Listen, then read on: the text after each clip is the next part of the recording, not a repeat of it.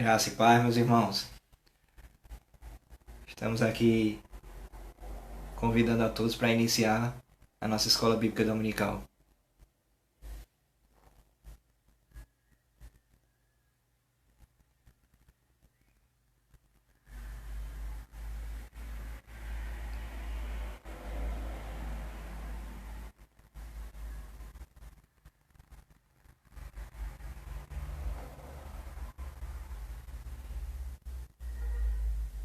Graça e paz, irmão Dizinho, irmã Maria Melo.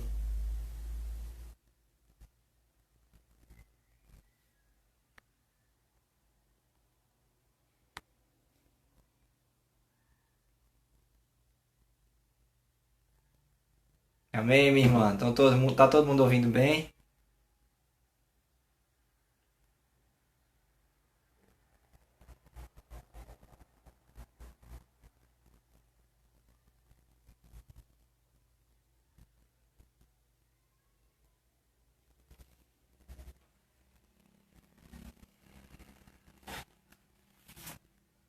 Então, já que os irmãos já estão se achegando, eu queria convidar os irmãos que se encontram aqui para nós iniciarmos a nossa EBD com uma oração. Aproveite e apresente seu dia, apresente sua semana na presença do Senhor. É mais uma semana que Ele tem nos concedido.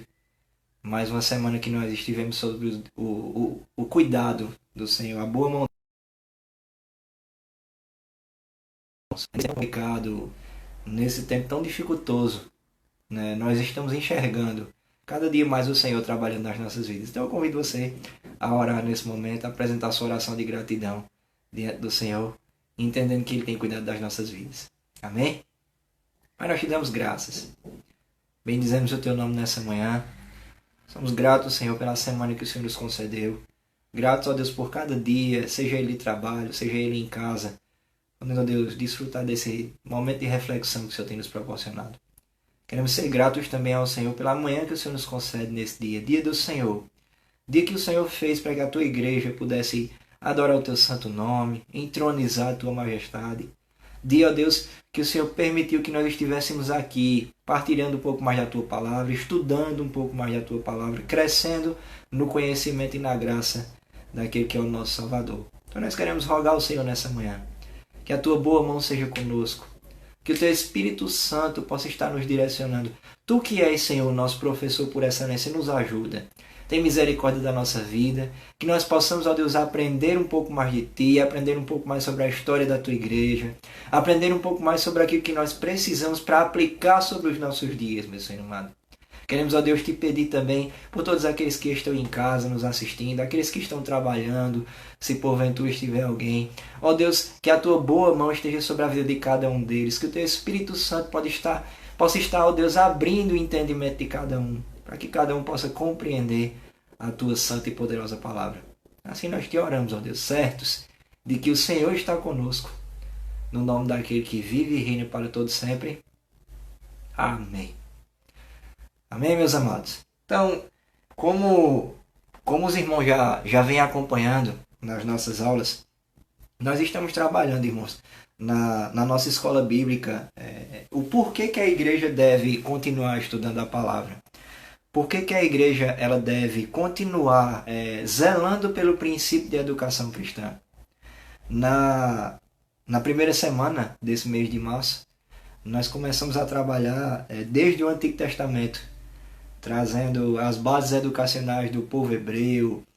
Nós falamos um pouco sobre o Pentateuco, falamos sobre a mensagem profética do Antigo Testamento, a base doutrinária do Antigo Testamento, os 10 mandamentos. E viajamos um pouco na história ali do Antigo Testamento, que é um conjunto de conteúdos extremamente educativos para a Igreja do Senhor. E nas outras aulas nós podemos caminhar um pouco sobre os pilares do Novo Testamento. O que é que o Novo Testamento nos apresenta como corpo doutrinário, como ensino para a casa do Senhor e para a Igreja do Senhor. Na aula da semana passada, eu me recordo bem que nós trabalhamos as questões da base dos princípios educacionais do Novo Testamento. É o ensino de Jesus como principal base, como aquilo que vai dar norte ao ensino da igreja no Novo Testamento. o ensino sobre arrependimento, o ensino sobre fé, o ensino sobre salvação, vindo da parte de Jesus, é o evangelho da simplicidade, o evangelho sem muito mistério, um evangelho muito claro, muito incisivo, um evangelho de autorreflexão, um evangelho que vem para trabalhar o coração do homem. Pós-Cristo, nós vamos ver os apóstolos eles dando continuidade, né, nessa mensagem encabeçada por Cristo, no texto que nós embasamos semana passada, o texto de Atos 2, que vai falar ali do momento da igreja primitiva, que o que embasava a igreja primitiva era a comunhão, eram as orações, era o partir do pão, era o poder estar juntos. Mas se tinha uma coisa que norteava a igreja no Novo Testamento, era a doutrina apostólica, era o ensino dos apóstolos. E esse ensino dos apóstolos tinha como base o plano de salvação, tinha como base a ideia de que Deus é o Criador de todas as coisas, de que ele fez o homem à sua imagem e semelhança, esse homem cai, esse homem peca, esse homem necessita de redenção, essa redenção ela vem através de Jesus Cristo. Jesus Cristo é encarnado, esse Cristo que é encarnado, ele passa por todas as fases da vida humana, ele se identifica com a humanidade, e esse mesmo Cristo, ele é humilhado, ele é castigado, ele é espancado, ele é crucificado, para realmente pagar o preço, e um bom preço, como Paulo vai dizer, pelos nossos pecados. Ele é morto e ressuscita ao terceiro dia. Era isso que os apóstolos eles pregavam na igreja do Novo Testamento. A igreja do Novo Testamento ela é bombardeada com o evangelho dos apóstolos. Haviam, obviamente, os princípios de relacionamento social.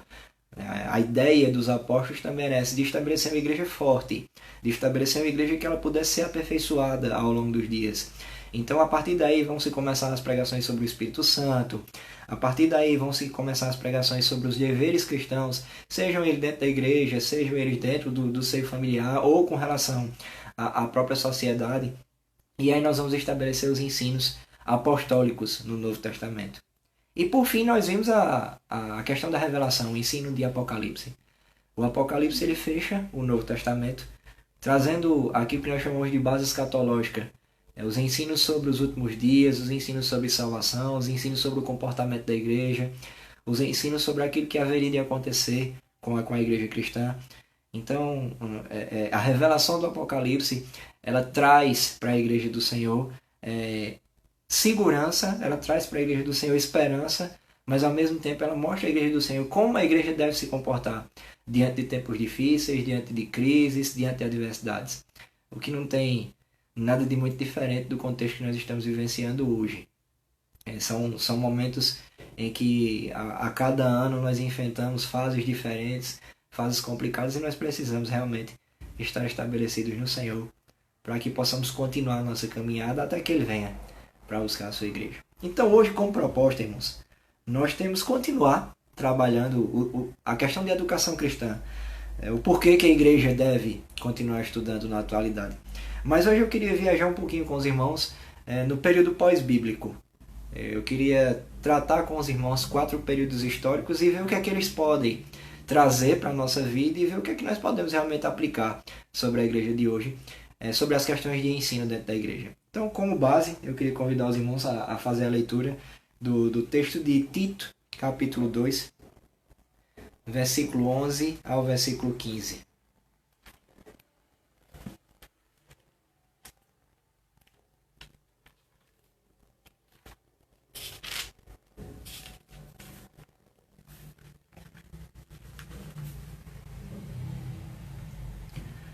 Tito capítulo 2, versículo 11 ao versículo 15, o apóstolo Paulo, quando ele traz as orientações aqui ao amado irmão Tito, é uma carta que vai trazer muito essa perspectiva de ensino. Ele vai mais ou menos nortear Tito, semelhante às cartas de Timóteo, sobre o que deve ser ensinado dentro da igreja, sobre como a igreja deve se comportar com relação àquilo que deve ser partilhado no ambiente cristão.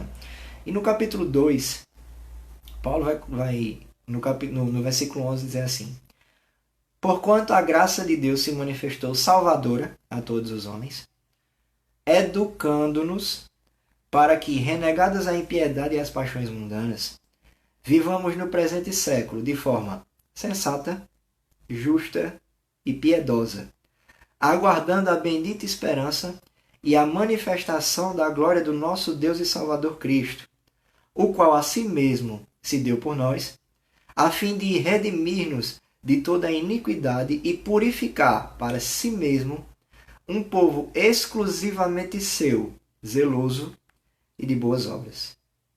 Diz então essas coisas, exorta e repreende também com toda a autoridade. Ninguém te despreze. Essas são as palavras do apóstolo Paulo. E eu acho interessante esse texto, irmãos, porque ao mesmo tempo que Paulo aborda a questão da graça como um instrumento de salvação, ele aborda a graça como um instrumento de educação, de doutrinação, de ensinamento para a vida da sua igreja. A graça não é só um mecanismo usado por Deus para abençoar o seu povo com coisas sobrenaturais, com milagres, com a estratégia de santificação. A graça não é só um veículo usado por Deus para mostrar ao ímpio a sua grandeza. A graça ela vem para a igreja do Senhor como instrumento educacional. A graça ela vem para a igreja do Senhor como base para aquilo que vai nortear a nossa ação, base para aquilo que vai nortear toda a nossa conduta, como base para aquilo que vai nortear todos os nossos princípios. Então é necessário que nós enxerguemos realmente a graça de Deus e absorvamos essa graça para que a cada dia nós possamos aprender dentro da casa do Senhor. Então, dentro dessa perspectiva que nós elaboramos hoje, a perspectiva da igreja ensinando através dos séculos, essa seria a temática que nós queríamos trabalhar nessa manhã. Partindo do período pós-apocalíptico, mais ou menos ano 100 depois de Cristo, nós vamos entender que o último apóstolo em vida é João e esse apóstolo ele morre. Então, a partir dali, o que é que acontece com a igreja do Senhor? A partir daquele momento, não há mais nenhum apóstolo. Não existe mais ninguém que realmente tenha tido contato com o Senhor Jesus Cristo e que possa fornecer algo substancial para a igreja do Senhor. Então, qual é o legado que os apóstolos deixam? O que é que vai acontecer com a igreja a partir daí? Como é que a igreja realmente ela se torna uma organização política? Como é que a igreja ela vai passar por tantas transformações até chegar ao período da reforma? E depois do período da reforma, o que é que acontece conosco? Então, pensando dessa forma, eu não vou me ater a trabalhar todos os tempos em que a igreja passa, não vou me ater a trabalhar realmente em afinco todos os momentos que aconteceram com a igreja, mas eu queria destacar com os irmãos nessa manhã 4 momentos históricos, 4 situações em que é necessário acompanhar aquilo que a igreja passou nessas 4 situações. Então, essa abordagem histórica eu queria desenvolver em 4 períodos, e esses períodos são: primeiro, o período dos pais da igreja. Se algum dos irmãos estiver anotando, estiver pesquisando aí no seu celular também, ou no seu computador à parte. O período dos pais da igreja, irmãos, é um período que vai mais ou menos do século II ao século IV da igreja primitiva. Eu queria me ater também ao período do Renascimento, já na Idade Média. A gente vai deixar uma brecha bem grande aí de 10 séculos, depois eu vou explicar aos irmãos por quê. E o período do Renascimento a gente vai datar mais ou menos no século XIV. Dentro desse período, um terceiro período histórico que eu queria destacar com os irmãos seria o período da Reforma, que nós vamos ter realmente como base ali no século XVI, com a atuação de Martinho Lutero e depois todos os outros reformadores, onde a gente dá uma grande ênfase, um grande destaque a Calvino. E o quarto período, que seria o período do Iluminismo, que a gente vai ver ali que ele começa a se desenrolar no século XVII, mas as ideias elas vão começar a se estabelecer com muita força no século XVIII e no século XIX. Ok? Paz da igreja, Renascimento, Reforma Protestante e Iluminismo. A partir desses períodos, nós vamos ver como a igreja trabalhava as questões de ensino em cada período. Nós vamos despedaçar cada um deles aqui só com relação à igreja cristã. E depois nós vamos juntar, no final vamos fazer uma conclusão sobre aquilo que nós aprendemos com eles e que nós podemos aplicar sobre as nossas vidas. No final, a nossa proposta vai ser responder a pergunta que nós fazemos sempre, toda semana, né?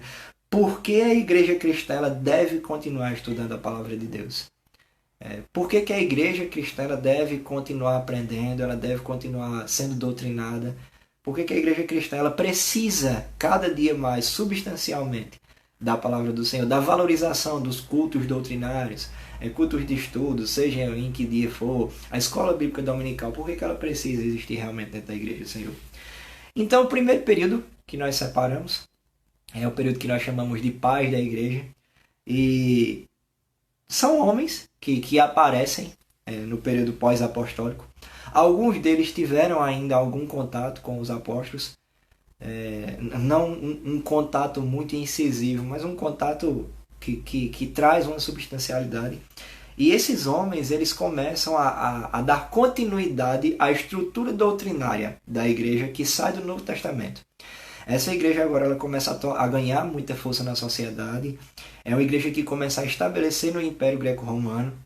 É uma igreja que chama a atenção pela numerosidade dos seus membros. É uma igreja que chama a atenção pela força que ela tem na sociedade. A partir daí, que mais à frente a igreja realmente ela vai se unir com o Estado e vai se tornar realmente instrumento político no meio da sociedade. Mas esses homens, eles recebem um destaque no seu ministério porque eles começam a desenvolver a partir dali o que a gente vai chamar de princípio do raciocínio teológico.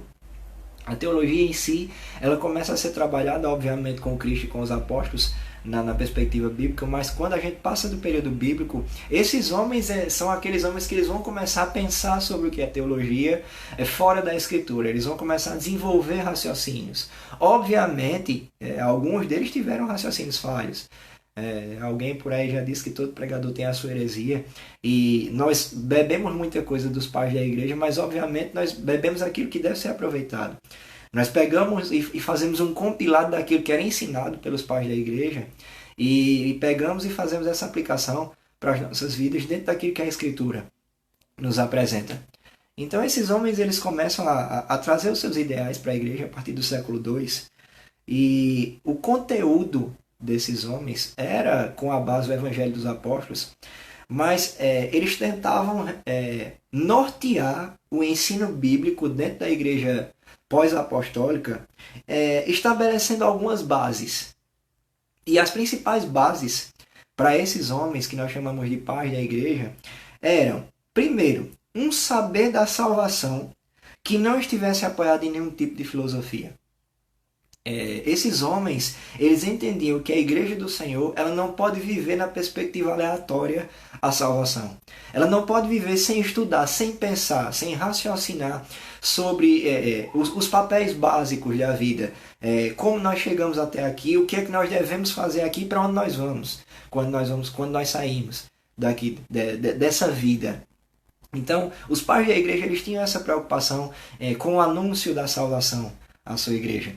E é interessante pensar nisso, irmãos, porque desde o Antigo Testamento se mencionava algo sobre redenção, se mencionava algo sobre salvação. O conteúdo do Novo Testamento ele é recheado da proposta de salvação. E esse conteúdo ele não é perdido ao longo dos tempos. A igreja ela continua dando ênfase, dando foco às questões sobre salvação com os pais da igreja. Uma segunda base estabelecida pelos pais da igreja era a luta contra o paganismo greco-romano e contra as heresias existentes dentro da própria igreja primitiva. Nós vamos ver que a igreja que se estabelece a partir de Atos dos Apóstolos, ela já começa a enfrentar dificuldades. Ela já começa a enfrentar a duplicidade de pensamentos, a divergência de ideias, vão aparecer as seitas da época, entre elas o gnosticismo, que era uma das seitas que mais dominava a história do Novo Testamento. Então os pais da igreja eles vêm se dedicar não só a ensinar sobre a salvação, não só a manter a igreja na perspectiva da doutrina dos apóstolos, mas os pais da igreja eles vão tentar manter a igreja abastecida da doutrina bíblica, evitando que a igreja ela se contamine das heresias que já existiam, e também que a igreja ela se correlacione com o paganismo do Império Greco-Romano, uma cultura ainda politeísta, uma cultura envolvida com misticismo, uma cultura envolvida com rituais. Então os pais da igreja eles tentam preservar a igreja cristã para que ela continue nos mesmos moldes deixados pelos apóstolos. Uma terceira base estabelecida pelos pais da igreja seria o desenvolvimento de uma fé racional e de doutrinas básicas para a fé cristã, para dar identificação à igreja. É natural, irmãos, que à medida que o tempo passe, que as coisas mudem, que a cultura se desenvolva, que a economia mude, que a política se modifique, qualquer instrumento, qualquer organização, qualquer instituição, ela sofre alterações. Não é diferente com a igreja. A igreja ela sofreu alterações. Mas a proposta dos pais da igreja não era impedir que a igreja sofresse alterações. Era impedir que a igreja ela perdesse a sua identidade bíblica, a sua identidade cristocêntrica. Então os pais da igreja, eles queriam zelar para que o conteúdo estabelecido dentro da igreja do Senhor fosse um conteúdo bíblico.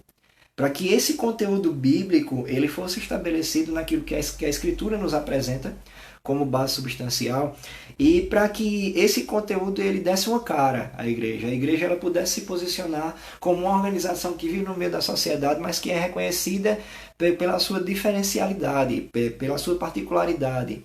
É uma organização conhecida pelos seus princípios e pelos seus valores.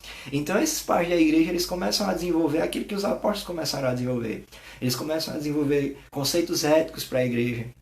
Eles começam a desenvolver conceitos morais para a igreja, começam a desenvolver conceitos sociais para a igreja. A igreja ela começa a viver realmente numa perspectiva daquilo que a gente chama de contramão do mundo. A igreja ela começa a se posicionar em meio a uma sociedade, como o próprio Paulo vai dizer lá na carta à igreja de Filipos, uma sociedade corrompida e depravada, que ainda é hoje.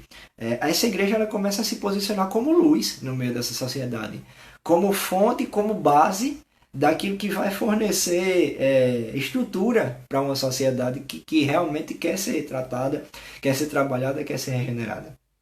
Então, esses homens eles se preocupavam muito com as questões de salvação, se preocupavam muito com as heresias, se preocupavam com defender a igreja das culturas adjacentes, mas eram homens que se preocupavam em estabelecer ensino dentro da igreja, ensino de qualidade.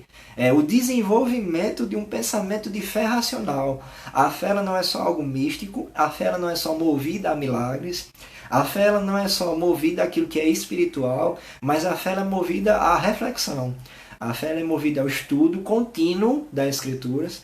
É um estudo que não pode ser interrompido, porque a base de fé para a vida cristã é a palavra do Senhor. E esses homens eles continuam difundindo esse pensamento e implementando na vida da igreja. Que a igreja ela deve aprender e continuar aprendendo com a palavra de Deus.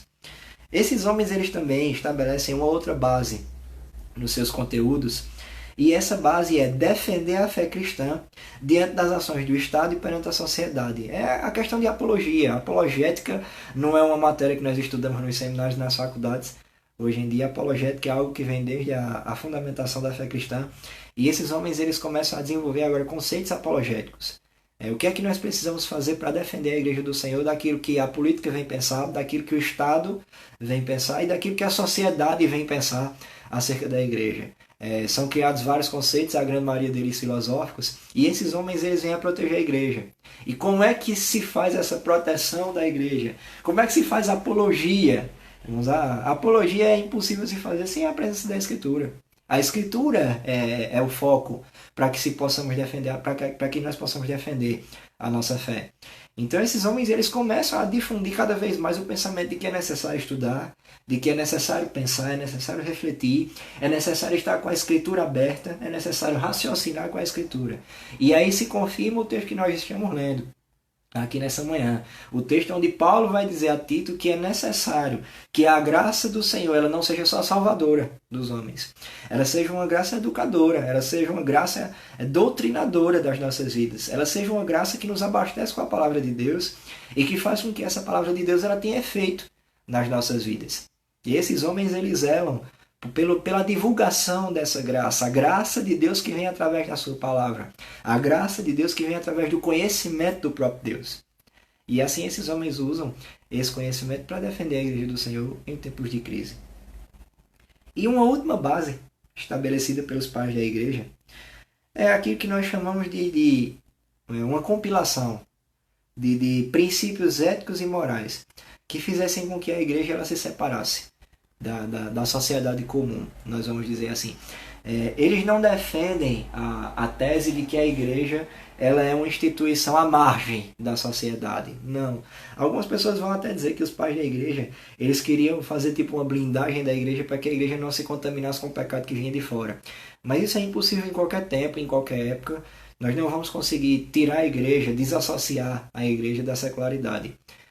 Não tem como acontecer as coisas dessa forma. A igreja ela vai continuar caminhando dentro do contexto social, dentro do seio humano, mas a igreja ela precisa ter padrões estabelecidos. A igreja ela precisa ter princípios e valores bem organizados para que assim nós como cristãos possamos caminhar ao longo dos tempos. Então os pais da igreja eles têm essa preocupação. O que é moralmente correto, o que é eticamente correto, filosoficamente é aquilo que nós podemos aprender ou não, porque a filosofia até então ela tinha pouco cenário, né, pouca divulgação, pouco destaque na sociedade dos pais da igreja. A teologia era considerada a mãe de todas as ciências desde o princípio. Mais na frente é que a teologia ela vai perder esse espaço para a filosofia, e até então a preocupação dos pais da igreja era tentar proteger a igreja desse tipo de pensamento, desse tipo de raciocínio. E esses homens eles tentam proteger a igreja de uma única forma, estudando a palavra de Deus, divulgando esses estudos da palavra, estimulando a igreja a pensar, estimulando a igreja a raciocinar biblicamente falando. Então esses homens que nós chamamos de pais da igreja, nós podemos destacar alguns deles, Clemente de Roma, Inácio de Antioquia, Policarpo, Justino, Tertuliano, Orígenes, Cipriano, Crisóstomo, Agostinho. São homens que têm esse comprometimento com a educação cristã, têm esse comprometimento com a divulgação da palavra de Deus. Então eu convido os irmãos a prestar atenção, a lembrar, a pensar historicamente, que estudar a palavra de Deus, mais uma vez eu digo aos irmãos, não é algo decorrente da Reforma Protestante. É a proposta de Deus para o seu povo, é estudar a palavra de Deus. Eu posso dizer até aos irmãos que não é uma opção nossa. Eu tenho uma opção de estudar ou não a palavra de Deus, é uma obrigação de todo cristão, em qualquer que seja o tempo. A nossa obrigação é de estudar a palavra do Senhor, é de estar realmente conectados com o nosso Deus através daquilo que Ele nos deixou, que é a sua palavra. Então, irmãos, o primeiro período que nós tratamos é o período dos pais da igreja. E nós entendemos que nesse período existe sim ensino à igreja do Senhor, existem bases de ensino bem estabelecidas, bem organizadas, bem estruturadas, e que a igreja ela não para de aprender a partir dos ensinos do Senhor. Nós vamos deixar uma brecha de tempo aí. Os períodos dos pais da igreja ele vai do século II a mais ou menos o século IV. E nós vamos agora lá para o século XIV, onde nós vamos ver aquilo que nós chamamos de período do Renascimento. Ô irmão, por que a gente não vai trabalhar tanto essa questão desses outros 10 séculos? Onde a igreja ela vai deixar o papel de igreja na sociedade, ela vai se transformar naquilo que nós chamamos de catolicismo romano, e a igreja ela vai se envolver politicamente com as questões. A igreja ela vai se tornar agora igreja e Estado ao mesmo tempo. Nós vamos adentrar no período da Idade Média, conhecido como o período das trevas, um período onde o raciocínio ele não é algo muito usado, um período onde a igreja ela não é abastecida de conhecimento, a igreja ela vai ficando mecanizada, a igreja ela vai começando a andar a partir da tradição, a igreja ela vai começando a se tornar idólatra. Então a igreja ela vai perdendo valores nesses 10 séculos de pausa. E aqui no século XIV, nesse período que nós chamamos de Renascimento, nós vamos entender algumas questões que começam a acontecer agora no século XIV e que já vão refletir no período da Reforma. É interessante pensar, irmãos, que com o passar dos anos a Igreja se une ao Estado e inicia esse período de domínio político e governamental na sua história. Mas associado à dominação de educação disciplinar. Não é uma educação que nós podemos dizer uma educação cristã. As escolas aparecem, as universidades aparecem, mas restritas a pouca gente, com uma qualidade não tão elevada, mas que não há um incentivo de fato e de verdade a que o pensamento doutrinário se desenvolva, o pensamento teológico ele se desenvolva. Então, nessa sociedade europeia da Idade Média, aqui que nós chamamos de período feudal, onde os senhores eles tinham domínio sobre os escravos, onde quem tinha realmente dinheiro, quem tinha poder aquisitivo era quem tinha influência na sociedade, e as questões de raciocínio não eram tão levadas em consideração. As questões de fé elas também não eram tão levadas em consideração. Então, no século XIV, a Idade Média agora, ela começa a viver uma fase de muitas e variadas transformações sociais, em vários sentidos. Dando maior ênfase agora ao desenvolvimento dos pensamentos, o povo ele começa agora a acordar para pensar. A tecnologia ela começa a aparecer, mesmo que de forma lenta, mas o mundo ele começa a se modernizar e a tecnologia ela vai entrar à tona já no século XIV. E existe agora uma necessidade de mudanças religiosas e culturais. Então a igreja ela vai começar a passar por uma transformação. Este período é o que nós vamos chamar de renascimento. Realmente o mundo afunda, o mundo entra num período de trevas, o mundo mergulha nesse período de fechamento de raciocínio. E agora a igreja ela vai começar a acordar. Agora a igreja ela vai começar a pensar um pouco mais, ela vai começar a desenvolver raciocínio novamente. Novamente vai se começar a produção de material.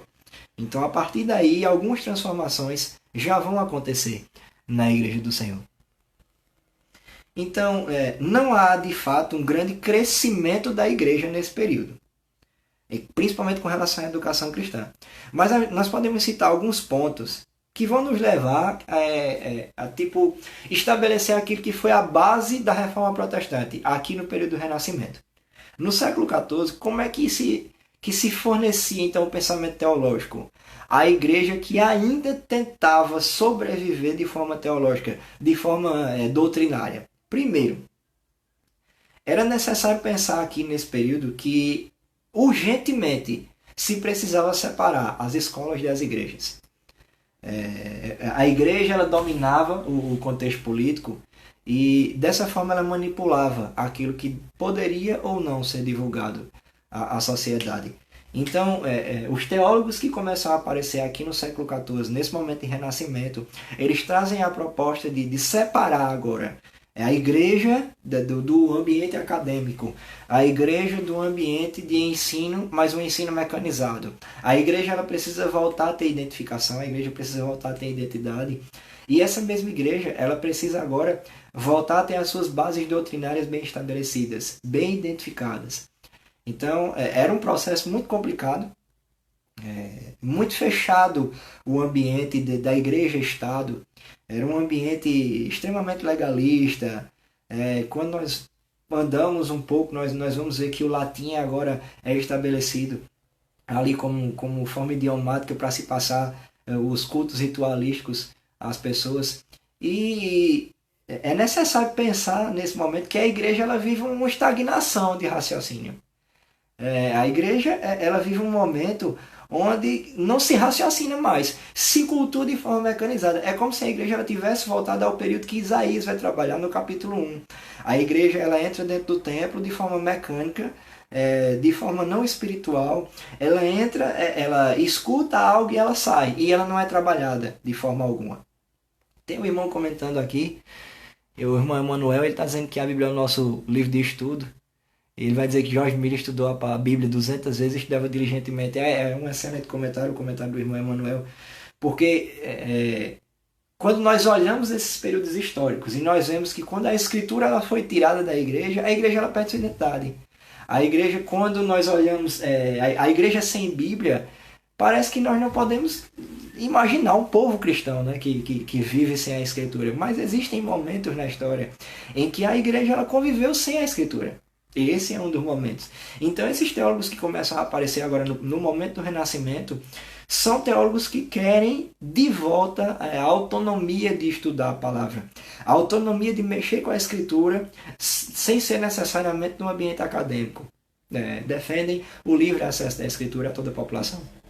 Esses teólogos eles defendem também a popularização da literatura. A literatura, nem todo mundo sabia ler na sociedade, não era difundido esse tipo de educação, então as pessoas elas tinham muita dificuldade em ler. E as que tinham facilidade em ler eram pessoas com poder aquisitivo mais elevado, eram as pessoas que dominavam. E agora esses teólogos eles vêm defender que as pessoas elas têm primeiro o direito à educação, agora essas pessoas elas precisam ter o direito a um ensino, e um ensino de qualidade, seja ele cristão ou não, mas não só isso. A literatura, a leitura em si, ela precisa ser aberta para todas as pessoas. Uma sociedade que não lê é uma sociedade que vive estagnada, é uma sociedade que não cresce, e é uma sociedade que é muito fácil de ser manipulada. Infelizmente, no contexto cristão, quando nós falamos do contexto protestante brasileiro, os grupos religiosos que são manipulados, seja no evangelho brasileiro ou não, são os grupos religiosos que não leem a Escritura. São grupos religiosos que não estudam a palavra do Senhor. Pegam partes isoladas da Escritura e, através dessas partes isoladas, eles vão sendo manipulados pelas suas lideranças. Infelizmente, a igreja brasileira ela vive muito disso. Ela bebe muito dessas fontes. É uma igreja que não tem o prazer de estudar a palavra, não tem o prazer realmente de aprender os cultos doutrinários em todas as igrejas no cenário nacional. Da igreja presbiteriana à igreja assembleana. Não são os cultos mais frequentados, não são os prediletos dos membros, porque são cultos cansativos, são cultos que exigem do nosso raciocínio, são cultos que exigem da nossa disponibilidade, são cultos que vão pedir para a gente pensar. Na grande maioria das vezes, é associado que são cultos até que Deus não fala com a igreja. Mas, do contrário, os cultos doutrinários são os cultos que Deus mais fala com a igreja. São os cultos que realmente Deus ele trabalha todas as questões que são necessárias trabalhar no nosso coração, para a nossa organização, para a nossa vivência cristã, para a nossa vivência em sociedade, para a nossa vivência dentro da igreja, para a nossa vivência familiar. Então, pensar nesse contexto de século XIV agora, uma sociedade que não tem acesso à leitura, uma sociedade que não tem acesso a estudo, uma sociedade que não é educada, é uma sociedade totalmente fechada e muito fácil de ser manipulada.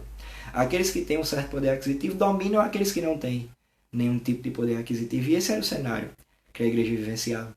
Então, esses teólogos do século XIV, eles lutam não só para que a igreja ela se separe do ambiente acadêmico, mas para que a igreja ela abra as portas para um ambiente literário. Agora, para que a igreja volte a estudar, porque a igreja foi estabelecida em cima de estudo, em cima de ensino. Esses homens, no século XIV, eles defendem também agora que questões básicas da vida voltem a ser discutidas, tais como criação, salvação, contexto de céu, contexto do inferno, contexto do pecado. Essas coisas elas foram deixadas de lado pela igreja que se estabelece como Estado, a Igreja Católica Romana. Então, esses homens que aparecem no século XIV, eles defendem que o ser humano em si, ele volte a raciocinar sobre aquilo que nós chamamos de doutrinas elementares. Nós estamos aqui, e nós estamos aqui para que estamos aqui, e nós vamos para onde? A partir disso aí. E esse pensamento ele se estagna, esse pensamento ele se dissolve ao longo dos anos e ninguém comenta mais sobre isso. Porque passa-se a pensar que tudo aquilo que a igreja determina como parte do Estado é regra de fé e prática. A Escritura ela é deixada de lado como regra de fé e prática. E agora, os pregadores do século XIV, eles querem trazer à tona de que a Escritura é que é a base para o desenvolvimento do nosso raciocínio. A Escritura é que nos vai fornecer essas informações. Não necessariamente aquilo que a igreja determina como informação, e sim aquilo que está na palavra de Deus. Então, aqui nós realmente reafirmamos com muita propriedade que a Escritura está acima do posicionamento das igrejas, seja de qualquer igreja. A palavra de Deus está acima de todas as coisas. Ela sim é a nossa regra de fé e prática. E esses homens, eles também vão defender não só a educação dentro da igreja como um todo, mas eles vão começar a perceber que a antropologia ela começa a se desenvolver cada vez mais agora a partir do século XIV com uma cara mais revelada. A antropologia é o homem no centro de todas as coisas de forma bem resumida. Então, com esse período de transição da igreja começar a deixar de ser parte do Estado, o homem ele vai sendo colocado num pedestal, o homem ele vai entrando no centro, o homem ele vai recebendo uma ênfase muito grande, e aí nós vamos começar a viver um outro período dentro da história da humanidade, que é o período agora, o primeiro período Deus é o foco, o segundo período a igreja é o foco, agora o terceiro período o homem é o foco.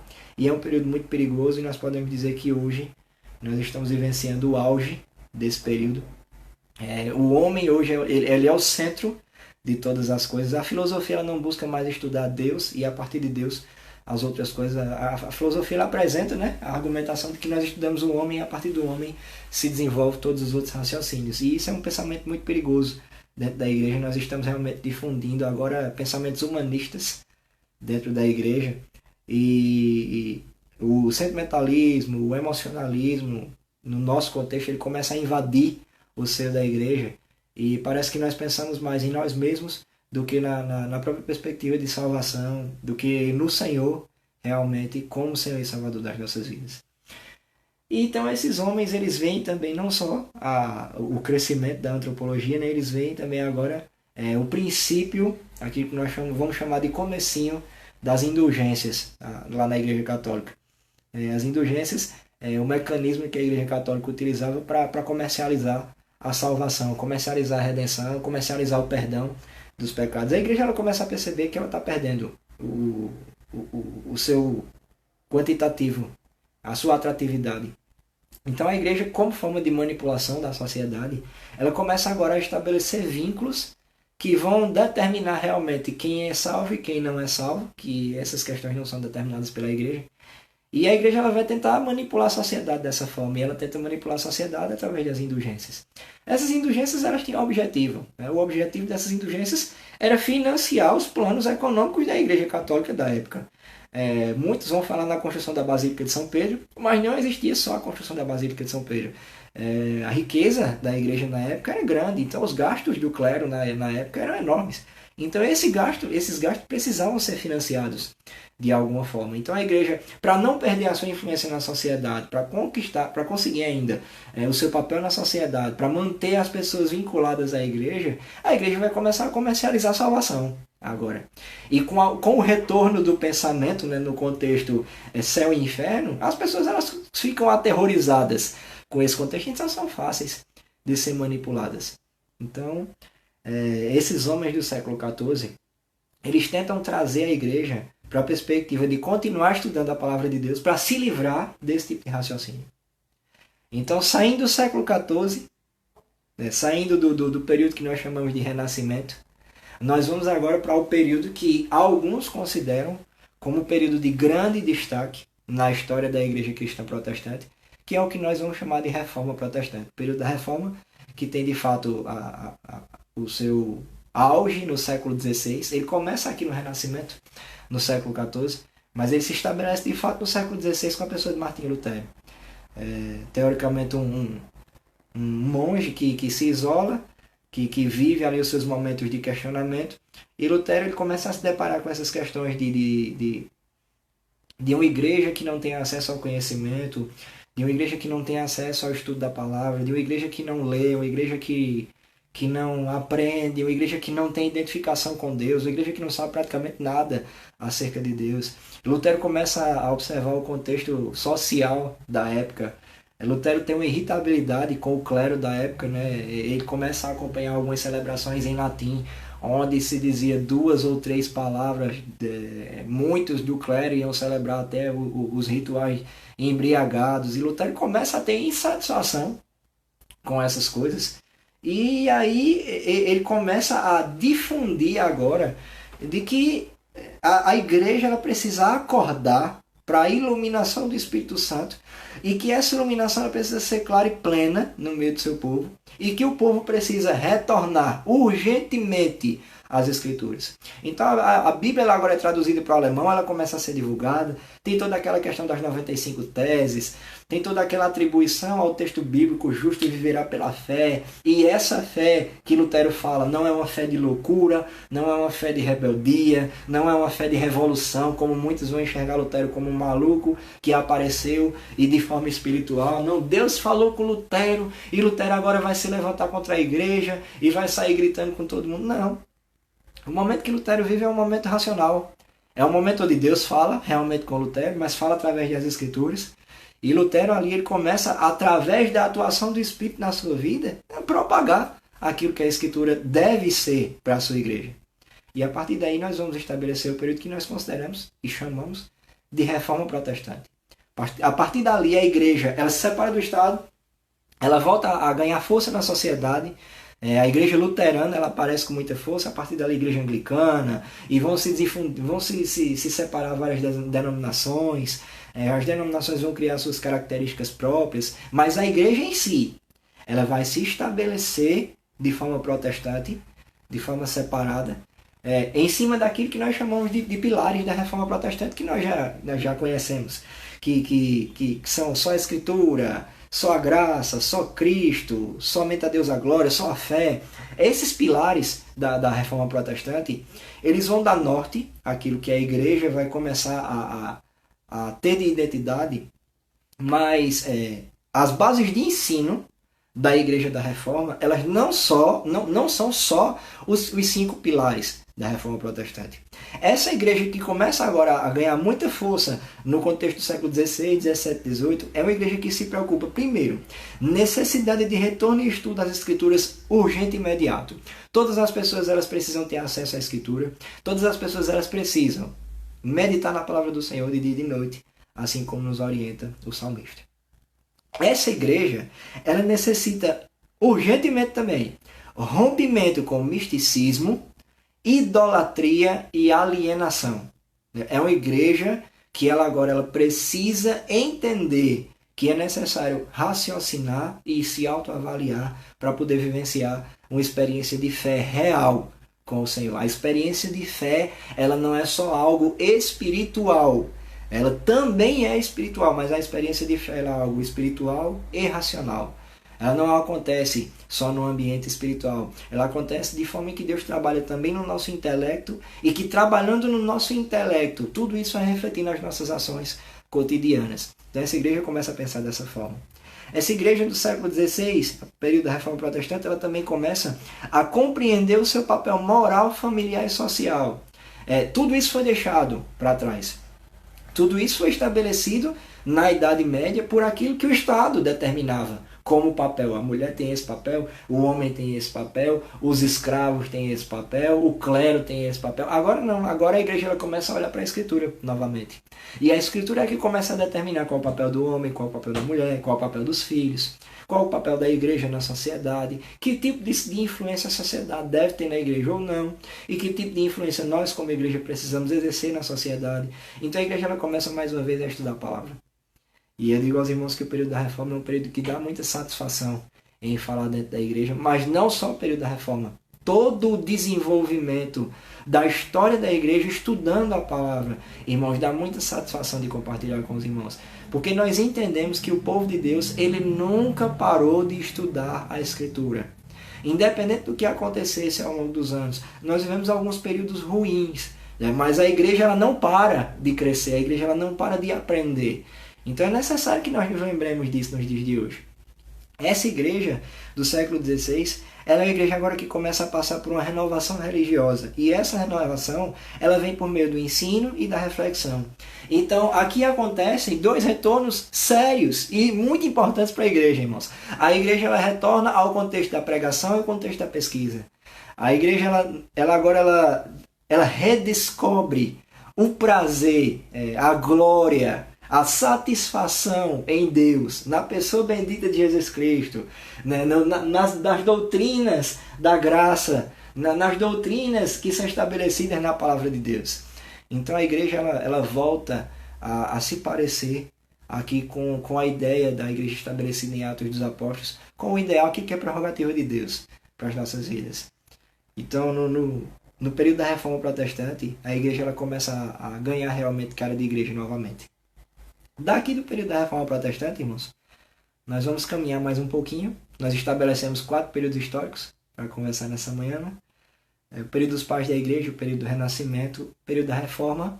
E agora o último período que nós estabelecemos para conversar um pouquinho é o período que nós chamamos de período do Iluminismo. O Iluminismo, ele tem o seu início no século XVII, mais ou menos, mas a sua divulgação ela vai ser propriamente dita no século XVIII e no século XIX. O que é que a gente pode definir como movimento do Iluminismo, período do Iluminismo? Como o próprio nome já diz, é muito básico. É o período da luz. Muitos, historicamente, vão chamar de a Era da Razão. Pós-reforma, o contexto teológico volta à tona de uma forma gigantesca. Então, a fé ela começa a ser realmente propagada. A igreja se separa do Estado realmente, e agora cada um vai tomar seu rumo, e as influências elas vão ser de forma diferente. Então, agora no período do Iluminismo, nós vamos agora ver um outro lado da esfera da sociedade. A sociedade que era muito presa ao místico e ao religioso agora uma sociedade que ela se prende muito ao científico, ao racional e ao humano. Como eu tinha dito aos irmãos no começo, a teologia era considerada a mãe de todas as ciências. Agora, a filosofia é colocada como mãe de todas as ciências. Nesse período do iluminismo, é necessário entender que agora a razão, o raciocínio, ele vai ser colocado em foco. E esse raciocínio ele vai ser colocado em foco de duas formas. De forma filosófica e de forma científica. Então, toda a sociedade agora ela é levada a um ceticismo, e esse ceticismo ele vai ser tão forte que as pessoas elas passam a acreditar apenas naquilo que é palpável, naquilo que é comprovado filosófica ou cientificamente. E a igreja ela vai sofrer realmente com essa ascensão do iluminismo, porque a igreja ela vive o seu período racional, é óbvio, mas a Escritura nos orienta que nós vivemos por fé e não pelo que vemos. Viver só pelo que vemos não nos garante sucesso. Não nos garante sucesso em hipótese alguma. Mas a igreja do século XVIII, XIX, ela não fica aleatória a esse período de iluminismo. É uma igreja que vem realmente absorver a parte boa do iluminismo. Essa parte boa do iluminismo se dá pelo desenvolvimento do raciocínio teológico nas igrejas.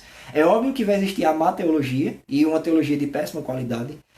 Vão existir filósofos na época, né, como Barth e Kant, que vão tentar descredibilizar totalmente o raciocínio teológico. O iluminismo ele tem como base a pessoa de René Descartes, e Descartes ele tem um pensamento que é muito perigoso para a igreja, porque o pensamento de Descartes é o pensamento de que não era necessário realmente buscar uma escritura revelada, porque a razão já nos fornecia uma ampla informação acerca de Deus. Então esse raciocínio é um raciocínio muito perigoso. Então os pregadores desse tempo, os teólogos desse tempo, eles vão tentar abastecer a igreja de ideias que se oponham a esse tipo de raciocínio e preservar a igreja dentro da perspectiva cristã, dentro da perspectiva bíblica. Então, no período do iluminismo, o que é que nós podemos dizer que são as bases da igreja dessa época, do século XVII, XVIII e XIX? As bases dessa época, a princípio, seriam: primeira, tudo que não pudesse ser empiricamente demonstrado na prática, ou seja, filosofia, metafísica, arte, misticismo, mitologia, tudo isso era irrelevante para a igreja. A igreja não deveria levar em consideração essas questões, ao menos nesse momento. Em segundo lugar, rejeição total à centralidade do homem. A igreja desse tempo, a igreja desse século, ela precisa pensar de que Deus é o centro de todas as coisas. O raciocínio tem que ser teocêntrico, Deus no controle, Deus no comando, Deus no foco, Deus no centro. O homem estava tentando realmente ascender e se estabelecer como dono de todas as coisas. Mas os pregadores desse tempo, eles tentam trazer à tona de que o que é necessário é que Deus continue sendo o centro da igreja. Em terceiro lugar, essa igreja ela tinha como base de ensino a manutenção dos princípios éticos, morais e sociais, porque o tempo era de crise. Eu queria abrir um parêntese para olhar para esse pedaço hoje. Nós vivemos um tempo de crise na nossa nação e uma crise mundial. E nós precisamos preservar os nossos princípios éticos, morais e sociais. Parece que no contexto de crise a igreja ela começa a perder a identificação. E não deve ser assim. No contexto de crise, a igreja ela deve lutar, ela deve zelar para manter a sua identificação. Qual é o nosso papel ético na sociedade? Qual é o nosso papel moral na sociedade? Qual é o nosso papel como cristãos na sociedade? Então é de suma importância pensar que no tempo de crise a igreja ela não pode se perder. Ela não pode perder a sua identidade. No tempo de crise, a igreja ela deve manter o seu viés cristão, viés cristocêntrico, a perspectiva doutrinária dentro da igreja. E esses homens, eles lutavam também para que a teologia ela fosse mantida como a ciência que visava trazer manutenção de conhecimento para a igreja. Eles lutavam para tentar separar a teologia da filosofia. Hoje eu posso dizer aos irmãos que nós lutamos para tentar separar também. A teologia contemporânea, nós chamamos, ela vem cheia de filosofias, ela vem cheia de humanismo, ela vem cheia de coisas que atrapalham a igreja do Senhor, que dificultam o ensino da igreja do Senhor. E é bem complicado lidar com essas questões. Então esses homens, eles começam a difundir, a divulgar dentro da igreja, que mesmo com o desenvolvimento das denominações, várias denominações começam a aparecer nesse contexto agora, após século XVII. As igrejas elas precisam, mesmo com visões denominacionais diferentes, zelar por uma única verdade. Cristo é o Salvador da humanidade. Esses homens eles lutam bastante por isso.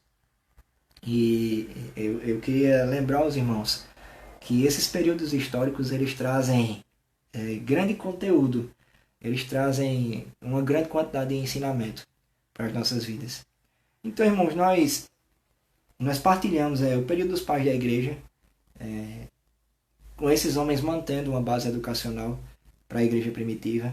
Nós acompanhamos o período do Renascimento, onde a igreja ela passa por momentos difíceis, mas ela começa a acordar. Nós compartilhamos o momento da Reforma, onde a igreja ela sai do momento de dificuldade, ela acorda literalmente. E compartilhamos o período do Iluminismo, que é o período onde a igreja ela sai do momento onde acorda e começa a definhar mais uma vez, mas mesmo assim existem homens e mulheres de Deus que continuam a dar sequência ao estudo dentro da palavra. Então eu queria concluir com os irmãos trazendo para a nossa vida 4 aplicações a partir desses momentos históricos que nós acompanhamos. Respondendo então à pergunta que nós nos propomos no começo, por que devemos continuar estudando a palavra? Por que a igreja atual ela deve continuar estudando a palavra? De acordo com todos os períodos que nós vimos, irmãos. Primeiro, nós devemos continuar estudando a palavra porque a igreja ela deve se manter abastecida de conhecimento sobre o homem, sobre Deus e sobre a nossa relação com o mundo. Quanto mais nós conhecemos sobre nós mesmos, mais nós vamos entender a dependência que temos de Deus. Mas se nós nos propomos a conhecer só sobre nós vamos separar Deus da sociedade, que é o que vem acontecendo nos últimos tempos, e a sociedade ela vai ficar defeituosa. Então a igreja ela precisa continuar estudando para quê? Para aprender mais sobre nós, sobre a nossa essência, sobre a nossa natureza, sobre o nosso papel na sociedade, sobre a nossa participação no plano de salvação. Mas a igreja ela deve continuar estudando para aprender mais sobre Deus. Parece que algumas pessoas elas estão muito satisfeitas com o que elas sabem sobre Deus. E eu queria deixar um questionamento para você. Você realmente está satisfeito com aquilo que você sabe sobre o Senhor? É uma pergunta muito reflexiva. Uma pergunta que deve falar conosco hoje, nesse tempo que vivemos. Será que realmente o que eu sei sobre Deus é suficiente para a minha vida? E eu posso dizer aos irmãos que Deus é uma fonte inesgotável. Né? Se ele fosse finito, se ele fosse inesgotável, ele não serviria para ser Deus. Então não adianta. Quanto mais a gente estude, mais a gente vai querer estudar sobre o Senhor, mais a gente vai descobrir coisas sobre o Senhor mediante aquilo que ele deixou revelado para a sua igreja. Então continue estudando, continue aprendendo um pouco mais sobre Deus. Que esse período de isolamento, esse período que priva a gente de culto, seja um período que comece a falar ao nosso coração sobre a importância de estar nos cultos, presencialmente na igreja. Porque o discurso em rede social é muito bonito, irmãos. O discurso em rede social é muito agradável. Aí nós estamos sentindo falta de cultuar o Senhor, estamos sentindo falta de estar na casa de Deus e fazemos aquela lamentação, aquela lamúria, aquele apelo todinho. Mas o resultado disso, irmãos, nós só vamos ver quando tudo isso passar. Quando tudo isso passar, se as igrejas realmente elas lotarem em todos os cultos, aí nós vamos ver realmente se se todo esse período surtiu efeito. Se as nossas palavras agora, essas palavras de saudade, como o povo que estava preso lá no cativeiro, né, dizia que estava com saudade de Jerusalém, que estava doido para voltar para casa, que estava ansiando para estar lá, à beira das águas. Será que realmente esse é o nosso desejo? Se for, quando tudo isso passar, nós não vamos lotar a igreja no primeiro culto, não. Nós vamos lotar as igrejas em todos os cultos. Nós vamos nos lembrar que a casa do Senhor é o melhor lugar para que nós possamos estar, independente do culto, independente de quem esteja ministrando no culto. Aí sim, nós vamos realmente ver os efeitos do coronavírus na nossa vida, na vida da igreja. Nós oramos, irmãos, nós oramos bastante para que a igreja do Senhor ela seja tratada naquilo que ela precisa. Eu creio que Deus usa esses momentos, essas circunstâncias, para trabalhar no nosso coração, de alguma forma. Então, seja trabalhado pelo Senhor nesse tempo. Nesse tempo que nós estamos privados da atividade de culto. Lembre que o culto é algo estabelecido pelo Senhor e ele tem uma importância gigantesca no contexto da igreja. Em segundo lugar, irmãos, a igreja do Senhor deve se manter estudando para ter conhecimento sobre as questões que envolvem fé e salvação e, através desse conhecimento, iluminar gerações com o plano bíblico de salvação e redenção em Cristo Jesus. Para que a igreja deve se manter estudando? Só para conhecer sobre o homem, conhecer sobre Deus? Não. A igreja ela deve continuar estudando para evangelizar, e evangelizar com qualidade. Porque a evangelização da igreja brasileira é extremamente deficiente, irmãos. Nós estamos hoje com aquele momento, né, aquela balela que é pregada dentro da igreja aí, que ninguém quer evangelizar, que ninguém quer fazer nada, meu Deus do céu, e nós passamos uma crise porque nós chamamos o povo para sair de porta em porta, de casa em casa, e ninguém quer. É fruto de duas coisas, irmãos. Primeiro, acomodação, e segundo, é a falta de conteúdo. Muita gente tem medo de sair e falar com uma pessoa acerca de Jesus, porque não tem nada para falar, não tem nada para mostrar, não tem conhecimento para passar. Tem um monte de informação. Informação a pessoa consegue no Google. No Google você digita lá o que é que você quer saber sobre fé, sobre salvação, sobre arrependimento. O Google vai dar um leque de informações lá a você, só que você não vai ter nada peneirado. É uma obrigação da igreja cristã brasileira estudar a palavra de Deus para proporcionar uma evangelização com qualidade.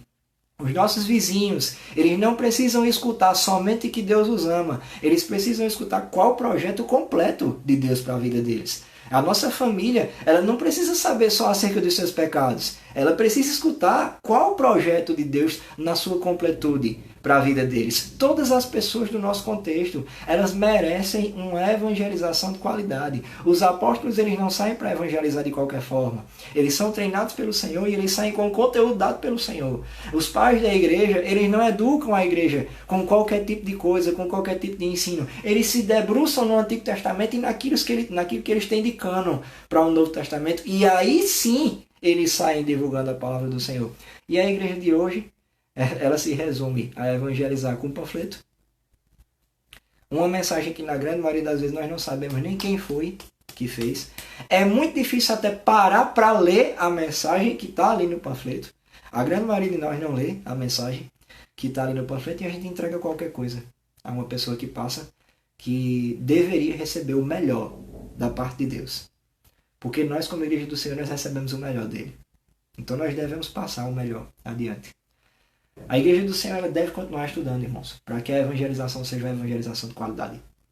Em terceiro lugar, irmãos, a igreja do Senhor ela deve continuar estudando para saber se posicionar em tempos de mudanças sociais, políticas, econômicas e religiosas. Ô irmão, mas a igreja ela precisa se envolver nessas coisas? Não. De forma incisiva, a igreja não precisa se envolver nessas coisas. Mas essas coisas vão refletir no meio do povo de Deus ou não vão? Vão. Política faz parte do contexto cristão? Faz. Economia faz parte do contexto cristão? Faz.